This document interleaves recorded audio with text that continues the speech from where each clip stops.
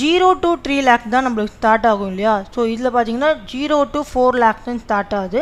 அதாவது up to 4 lakhs வந்து tax is நில். அதுக்கு மேலே போனால் தான் நம்ம டேக்ஸ் பே பண்ணுற மாதிரி இருக்கும். இது வந்து யாருக்கும் பார்த்தீங்கன்னா சேலரிடு எம்ப்ளாயீஸ். அண்ட் தென் நம்மளுக்கு இன்னொன்று தெரியும், டிஃபால்ட் டேக்ஸ் ரெஜிமில் இந்த resident, senior citizen, super senior சிட்டிசன்லாம் கிடையாது. எல்லாருக்குமே வந்து ஒரே ஸ்லாப் ரேட் தான்.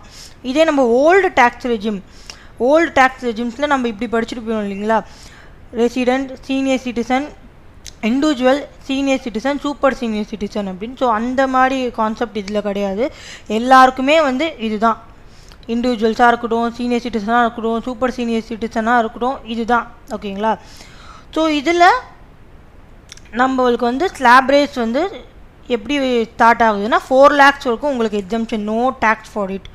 அண்ட் தென் 4 to 8 lakhs பார்த்தீங்கன்னா 5%, 8 to 12 lakhs வந்து 10%, அண்ட் 12 to 16 lakhs வந்து 15%, 16 to 20 lakhs பார்த்தீங்கன்னா 20%, அண்ட் 20 to 24 lakhs வந்து 25%. அபோவ் 24 lakhs தான் வந்து நம்மளுக்கு 30% டேக்ஸ் லெவி பண்ணுறாங்க.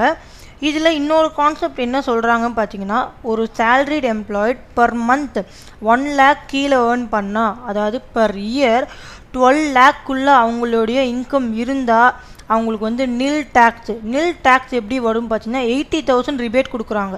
ஸோ அவங்களோட டேக்ஸ் கால்குலேட் பண்ணி ஒரு அமௌண்ட், டேக்ஸ் சார்ஜபிள் அமௌண்ட் வந்து ஒரு அமௌண்ட் வரும் பார்த்தீங்களா, அது வந்து ஒரு 80,000 வரும்னா 80,000மே நம்மளுக்கு ரிபேட் கொடுத்துட்றாங்க. ஸோ வந்து 12 lakhக்குள்ளே உங்கள் இன்கம் இருந்ததுன்னா உங்களுக்கு நோ டேக்ஸ்.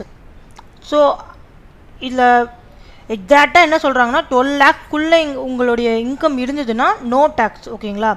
அண்ட் தென் ஒருவேளை உங்களுடைய இன்கம் வந்து 12 lakhs 1 rupee அபவ் 12 lakhs இருந்ததுன்னா தென் வந்து நம்மளுக்கு வந்து இந்த ஸ்லாப்பில் வந்து அப்ளிகபிள் ஆகும்.